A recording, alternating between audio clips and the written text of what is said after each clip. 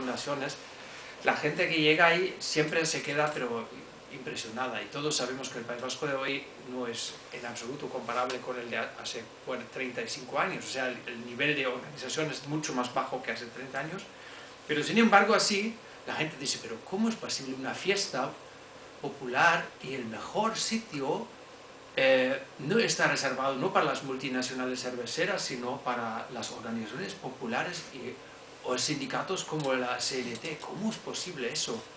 Y fiestas autoorganizadas como que...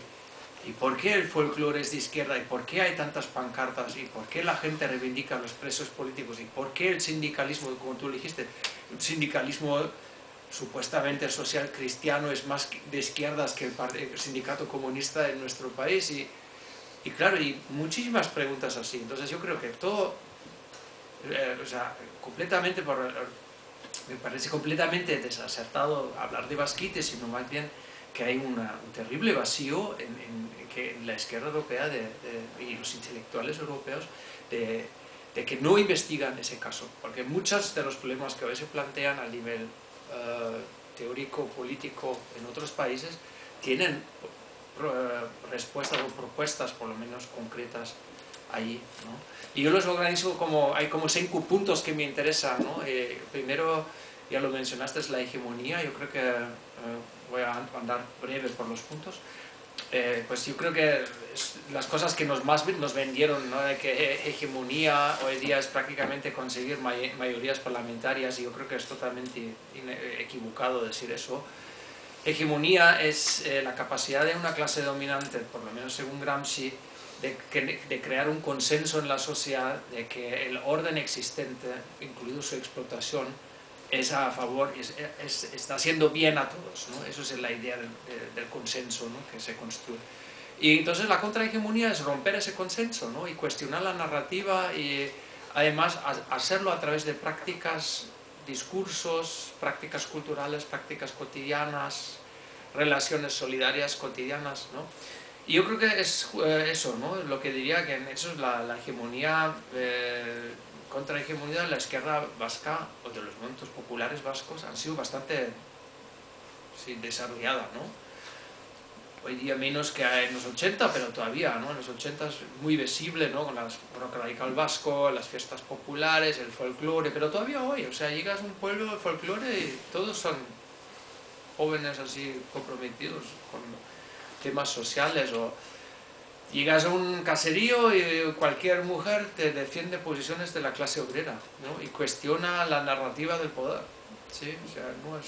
Entonces, ese sentido, ¿no? De que realmente hay valores alternativos, solidarios, progresistas, emancipatorios, arraigados en la sociedad, y además hay prácticas cotidianas, no de carreta política ni electoral, sino cotidianas,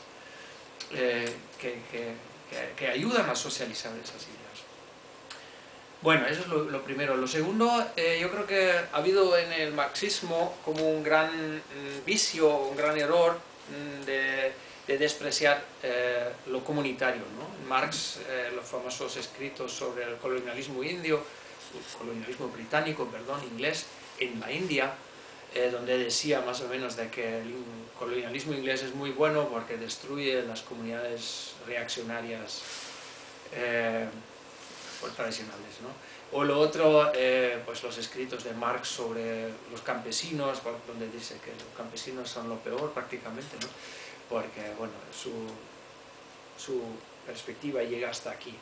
Bueno, y sobre todo, lo que ya lo dijiste, en el mundo neoliberal lo que nos damos cuenta que la modernización lo que hace es destruir la capacidad de comunicarnos con los demás. Bueno, pensamos comunicarnos con Facebook con los demás, pero nos damos cuenta que en realidad la comunicación con los demás está cada vez más cortada.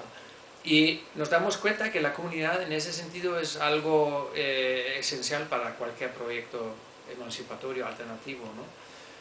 Porque además también nos hemos dado cuenta con el socialismo estatal de que construir un socialismo abstracto no funciona. O sea, necesitas tener relaciones de afecto, de amor. Algunos teóricos marxistas ahora recuperan el término de amor.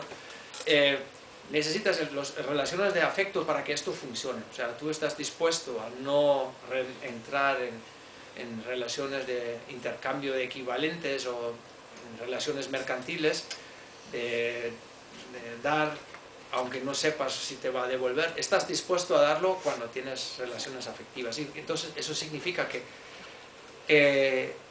un proyecto comunista o socialista puede funcionar cuando está basado en comunidades reales de la vida, ¿no? Yo creo que la izquierda abertzale lo entendió pues muy bien desde el principio también, porque bueno, era un proyecto bastante construido sobre la base de una comunidad lingüística pues en peligro de extinción, ¿no?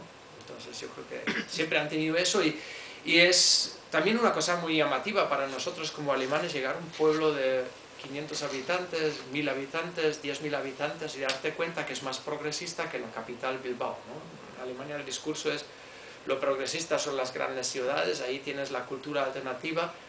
Y yo siempre me río cuando voy al pueblo del queso.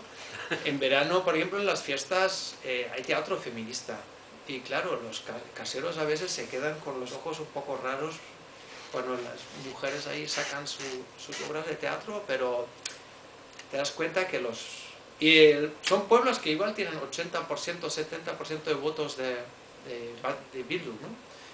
Entonces te das cuenta que realmente lo político está muy vinculado con lo comunitario, pero con la capacidad de transformar también la comunidad, porque eso es lo otro, ¿no? Porque el discurso de Marx de que la comunidad es reaccionaria y patriarcal, también había un aspecto muy cierto en eso, pero hay que saber transformar la comunidad, o sea, sin destruirla, ¿no? Y un poco como lo hicieron los zapatistas, ¿no? Que defendieron las comunidades ancestrales, pero al mismo tiempo planteaban que hacía falta una revolución feminista. O sea, al mismo tiempo lo defendían, pero también chocaban con lo existente. O sea, es un conservadurismo un poco raro, porque por un lado conserva y por otro lado transforma. Bueno, yo creo que eso es un poco el arte del siglo XXI, de pensar la izquierda en eso. Lo tercero que planteo es pues eso del contrapoder, de lo que ya dijiste. Yo creo que para mí el concepto del poder popular lo entiendo cada vez más importante, o sea, creo que es cada vez más importante, y sobre todo cuando hay propuestas de meterse en el campo institucional, ¿no? Porque yo creo que lo importante es mantener el centro gravitacional o de gravitación por fuera de las instituciones, y es decir, pues en los tejidos sociales y en las prácticas de autoorganización y de solidaridad, ¿no? De los sindicatos de base, de los comités de barrio, de las cooperativas, de los tejidos comunitarios, de las prácticas culturales. Si ahí tienes, tienes un tejido, entonces también te puedes meter en las instituciones. Y además no solamente un tejido, sino también un tejido que tiene la conciencia de que lo social y lo comunitario siempre le tenemos que conquistar, lo tenemos que conquistar frente al capital, ¿no? Porque yo creo que para mí eso es la gran contradicción capital-trabajo hoy, ¿no? Que todos los espacios de autogobierno y de solidaridad, de democracia, lo tenemos que conquistar del capital. En ese sentido, por eso me parece que el término del contrapoder o del poder popular me parece tan importante. No lo tengo del todo ya pensado o desarrollado, pero yo creo que hay que desarrollar un debate hacia ahí. Yo creo que en el País Vasco eso siempre se tenía claro, ¿no? También por la represión y por la existencia de un grupo armado que también llevó a la izquierda a no confiar demasiado en las instituciones. Y claro, es el reto hoy de mantener un enfoque extrainstitucional a pesar de los cambios estratégicos. Bueno, lo cuarto, en Alemania ha habido un debate muy intenso el año pasado y hace 2 años sobre el libro de Eribon, El retorno a Reims. No sé si en Estado español también tuvo tanta repercusión. En Alemania fue muy divertido porque el libro salió en Francia hace 7 años, creo, y no se lió mucho en Francia, o se lió, pero tampoco tanto. Pero en Alemania salió y todo el mundo estaba hablando de ese libro. Y el libro cuenta de que él visita Eribon, que es un tipo así, sociólogo de la línea de Foucault, que ha escrito mucho sobre su homosexualidad y sobre el concepto de homosexualidad. él describe cómo vuelve al pueblo de su madre y